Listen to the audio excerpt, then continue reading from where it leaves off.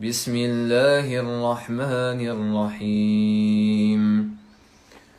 الحمد لله الذي أنزل على عبده الكتاب ولم يجعل له عوجا قيما لينذر بأسا شديدا من لدنه ويبشر المؤمنين الذين يعملون الصالحات أن لهم أجرا حسنا ماكثين فيه أبدا وينذر الذين قالوا اتخذ الله ولدا ما لهم به من علم ولا لآبائهم كبرت كلمة تخرج من أفواههم إن يقولون إلا كذبا فلعلك باخع نفسك على آثارهم إن لم يؤمنوا بهذا الحديث أسفا إنا جعلنا ما على الأرض زينة لها لنبلوهم أيهم أحسن عملا وإنا لجاعلون ما عليها صعيدا جرزا أم حسبت أن أصحاب الكهف والرقيم كانوا من آياتنا عجبا إذ أوى الفتية إلى الكهف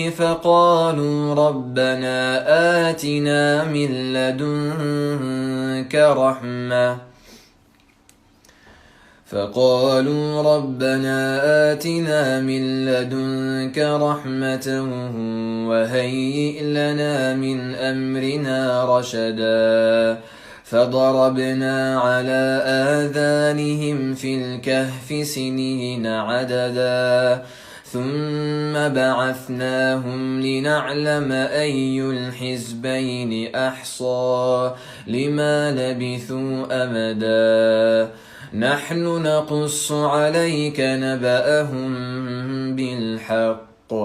إنهم فتية آمنوا بربهم وزدناهم هدى وربطنا على قلوبهم إذ قاموا فقالوا ربنا رب السماوات والأرض لن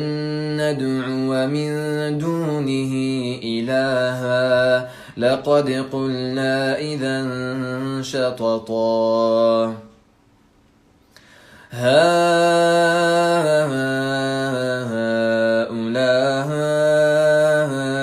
قومنا اتخذوا من دونه آلهة لولا يأتون عليهم بسلطان بين فمن أظلم ممن افترى على الله كذبا وإذ اعتزلتموهم وما يعبدون إلا الله فأووا إلى الكهف ينشر لكم ربكم من رحمته ويهيئ لكم من أمركم مرفقا وترى الشمس إذا طلعت تزاور عن كهفهم ذات اليمين وإذا غربت تقرضهم ذات الشمال وهم في فجوة منه ذلك من آيات الله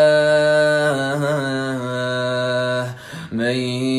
يهد الله فهو المهتد ومن يضلل فلن تجد له وليا مرشدا وتحسبهم أيقاظا وهم رقود ونقلبهم ذات اليمين وذات الشمال وكلبهم باسط ذراعيه بالوصيد لو اطلعت عليهم لوليت منهم فرارا ولملئت منهم رعبا وكذلك بعثناهم ليتساءلوا بينهم قال قائل منهم كم لبثتم قالوا لبثنا يوما أو بعض يوم قالوا ربكم أعلم بما لبثتم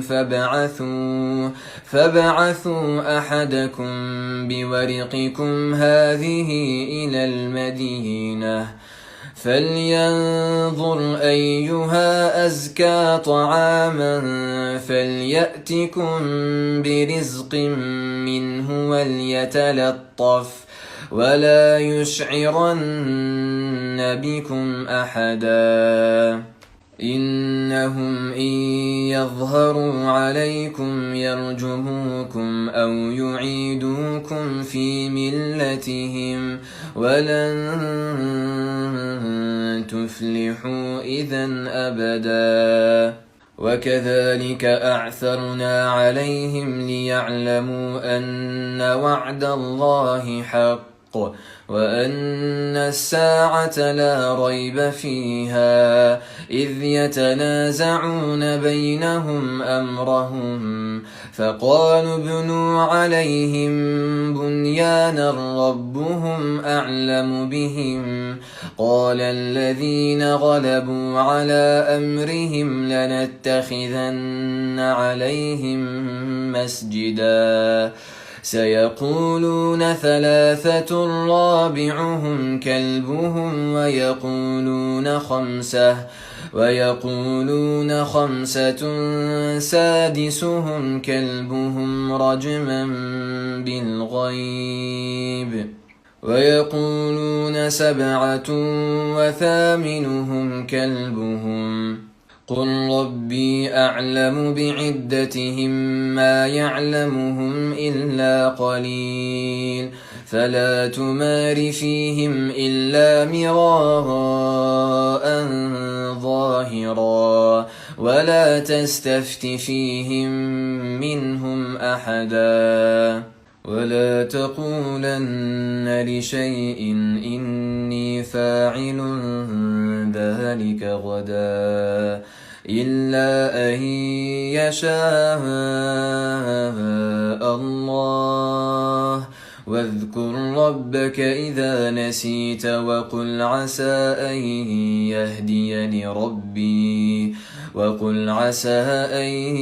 يهديني ربي لأقرب من هذا رشدا ولبثوا في كهفهم 300 سنين وازدادوا 9 قل الله أعلم بما لبثوا له غيب السماوات والأرض أبصر به وأسمع ما لهم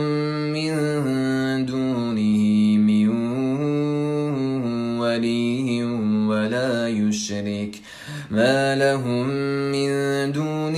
من ولي ولا يشرك في حكمه أحدا واتل ما أوحي إليك من كتاب ربك لا مبدل لكلماته ولن تجد من دونه ملتحدا واصبر نفسك مع الذين يدعون ربهم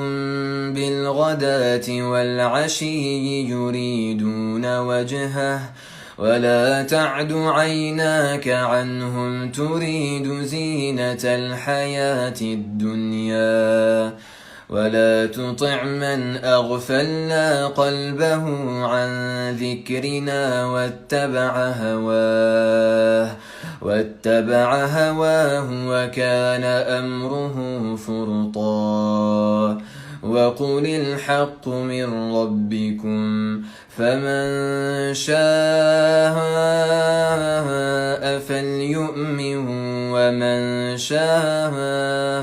فليكفر إنا أعتدنا للظالمين نارا أحاط بهم سرادقها وإن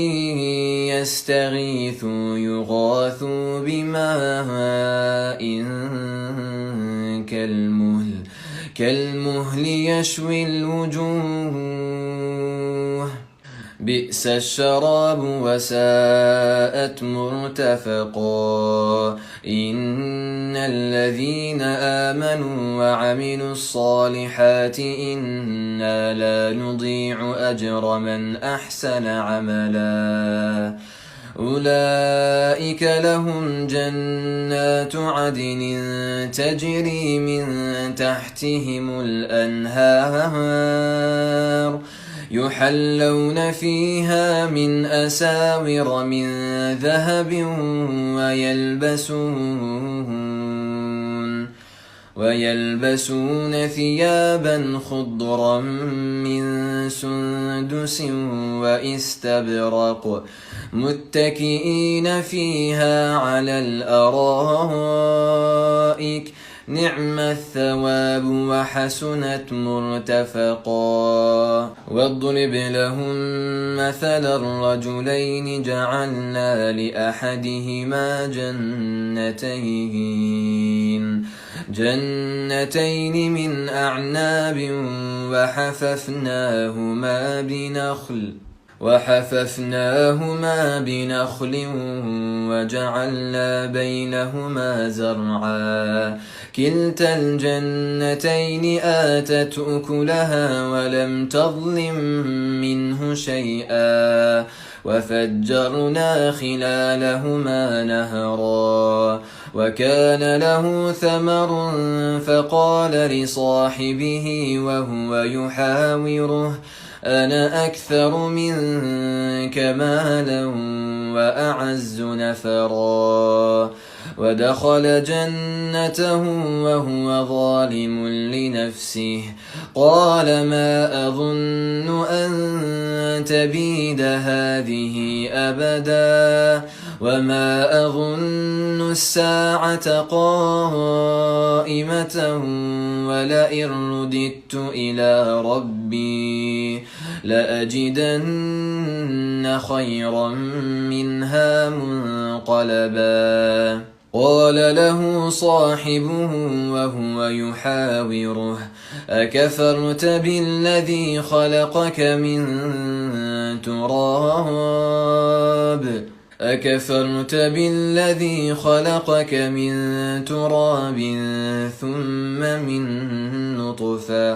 ثم من نطفة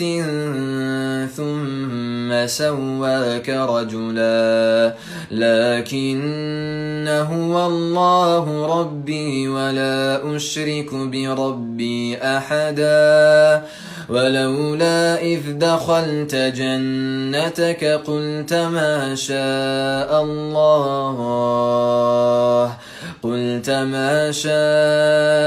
الله لا قوة إلا بالله إن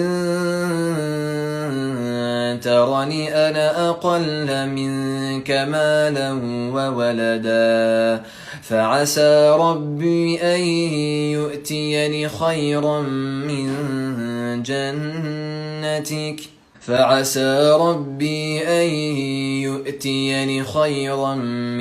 جنتك ويرسل عليها حسبانا من السماء فتصبح صعيدا زلقا أو يصبح ماؤها غورا فلن تستطيع له طلبا وأحيط بثمره فأصبح يقلب كفيه على ما أنفق فيها وهي خاوية على عروشها ويقول يا ليتني لم أشرك بربي أحدا ولم تكن له فئة ينصرونه من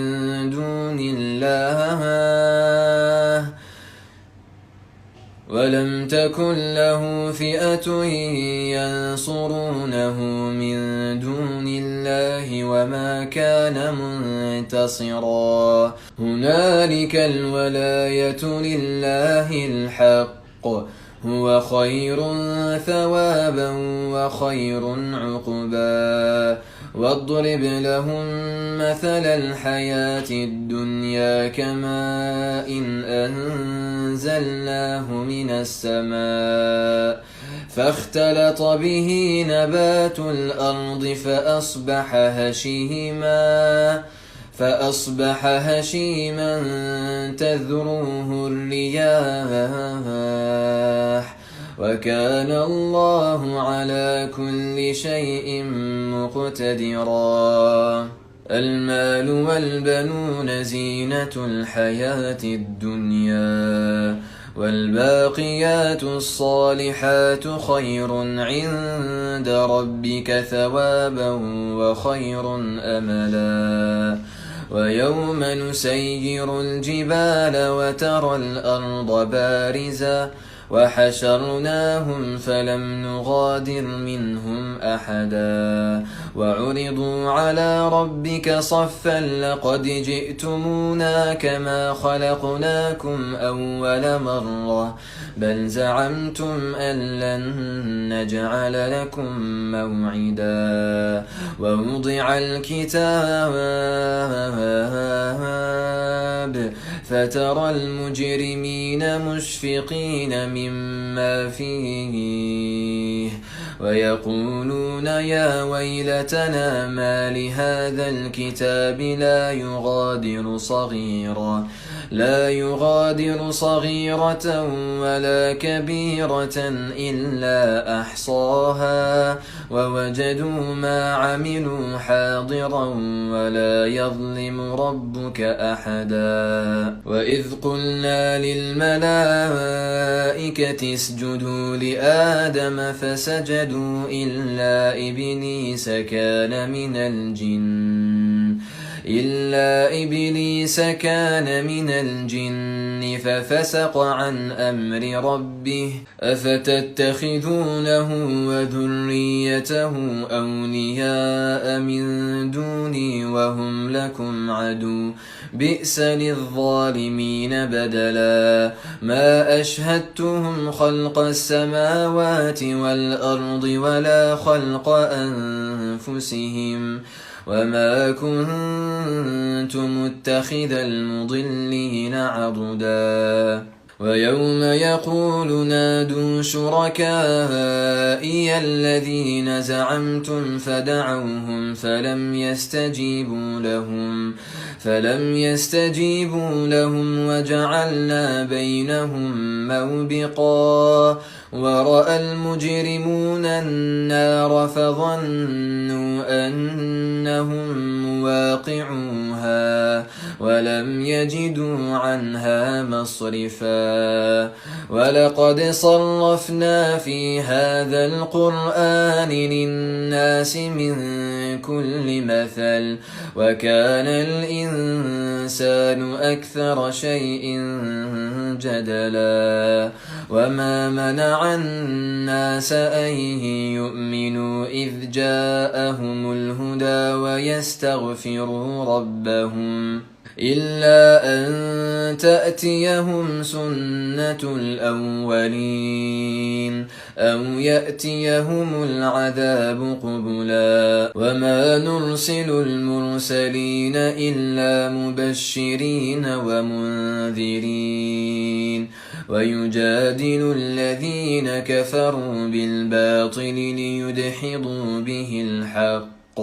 واتخذوا آياتي وما أنذروا هزوا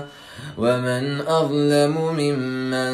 ذكر بآيات ربه فأعرض عنها فأعرض عنها ونسي ما قدمت يداه إنا جعلنا على قلوبهم أكنة أن يفقهوه وفي آذانهم وقرا وإن تدعهم إلى الهدى فلن يهتدوا إذا أبدا وربك الغفور ذو الرحمة لو يؤاخذهم بما كسبوا لعجل لهم العذاب بل لهم موعد لن يجدوا من دونه موئلا وتلك القرى أهلكناهم لما ظلموا وجعلنا لمهلكهم موعدا وإذ قال موسى لفتاه لا أبرح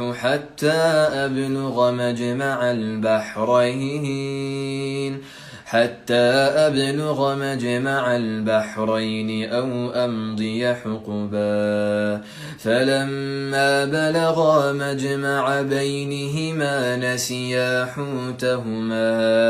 نسيا حوتهما فاتخذ سبيله في البحر سربا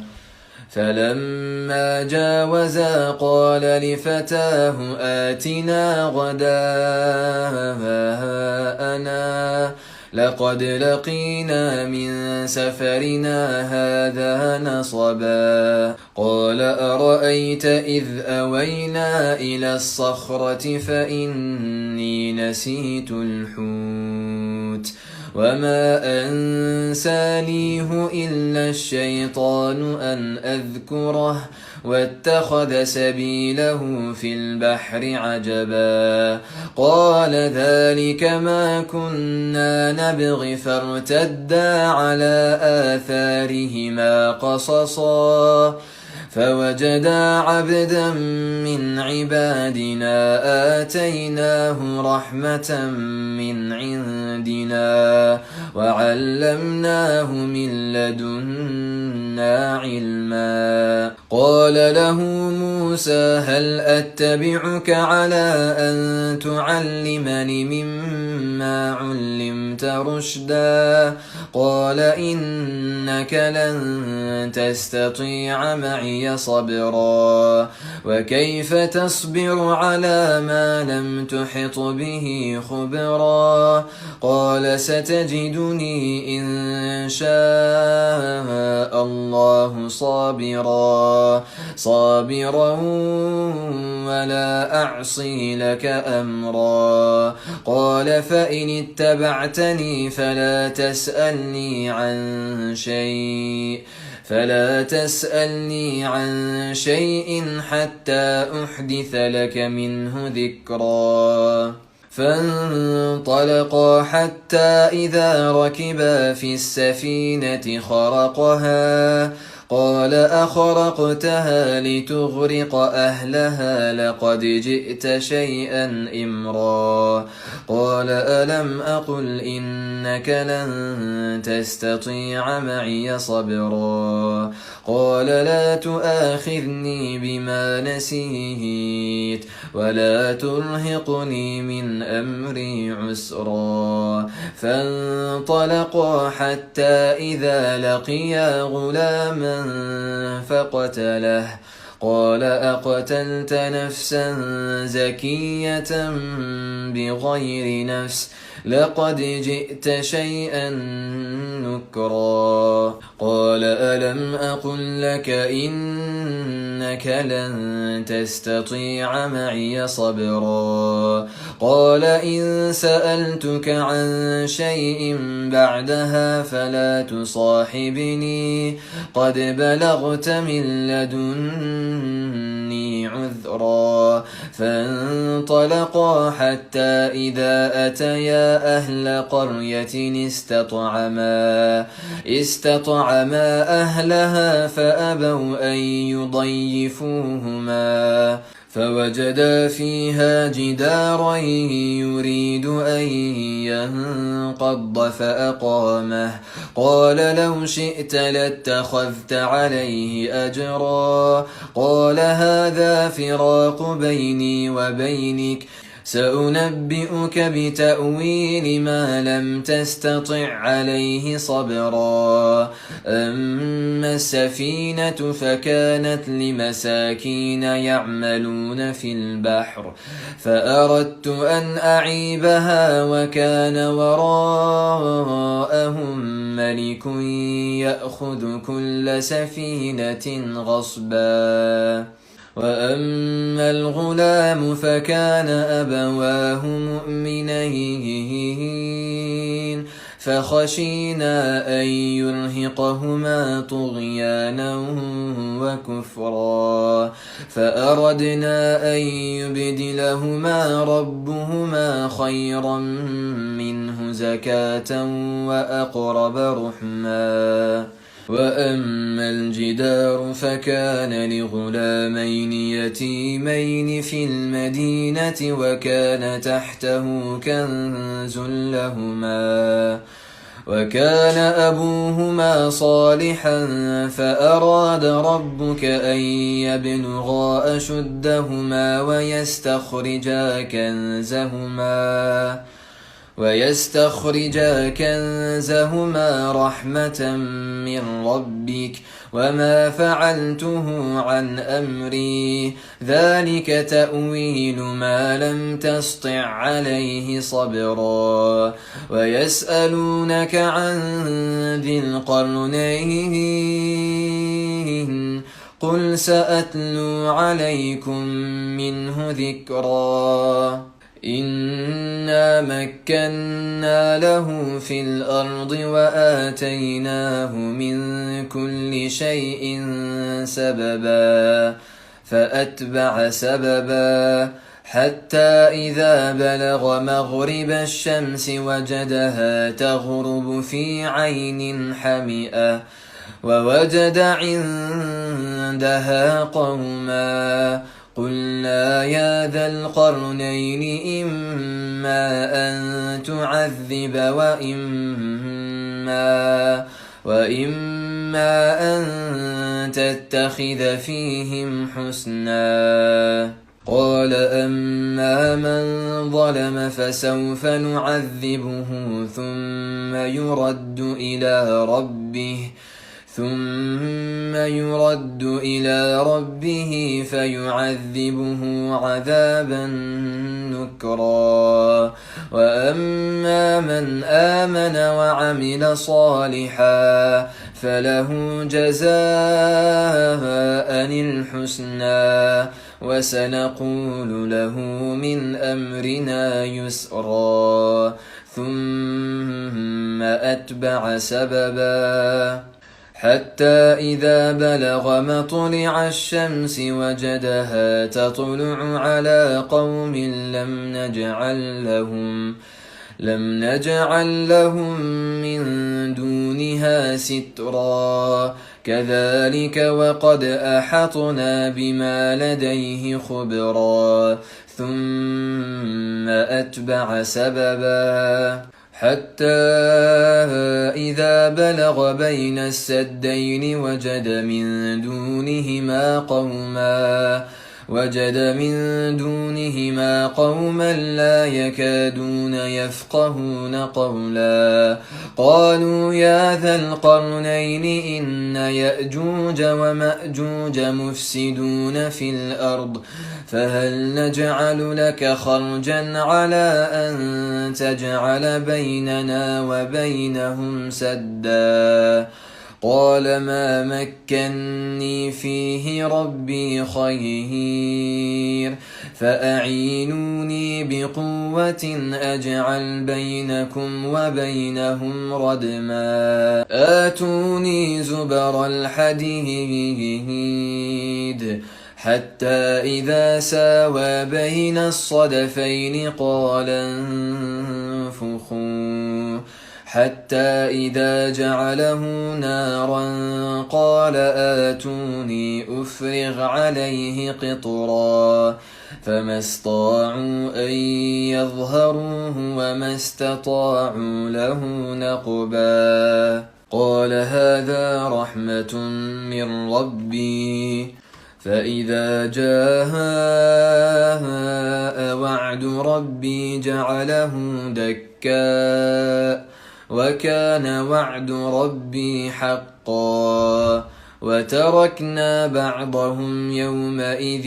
يموج في بعض ونفخ في الصور فجمعناهم جمعا وعرضنا جهنم يومئذ للكافرين عرضا الذين كانت أعينهم في غطاء عن ذكري وكانوا لا يستطيعون سمعا أفحسب الذين كفروا أن يتخذوا عبادي من دوني أولياء إنا أعتدنا جهنم للكافرين نزلا قل هل ننبئكم بالأخسرين أعمالا الذين ضل سعيهم في الحياة الدنيا وهم يحسبون أنهم يحسنون صنعا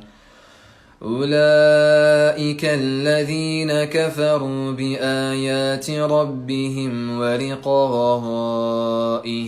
فحبطت أعمالهم فلا نقيم لهم يوم القيامة وزنا ذلك جزاؤهم جهنم بما كفروا واتخذوا آياتي ورسلي هزوا إن الذين آمنوا وعملوا الصالحات كانت لهم جنات الفردوس نزلا خالدين فيها لا يبغون عنها حولا قل لو كان البحر مدادا لكلمات ربي لنفد البحر قبل أن تنفد كلمات ربي ولو جئنا بمثله مددا قل إنما أنا بشر مثلكم يوحى إلي أنما إلهكم إله واحد فمن كان يرجو لقاء ربه فليعمل عملا صالحا ولا يشرك بعبادة ربه أحدا.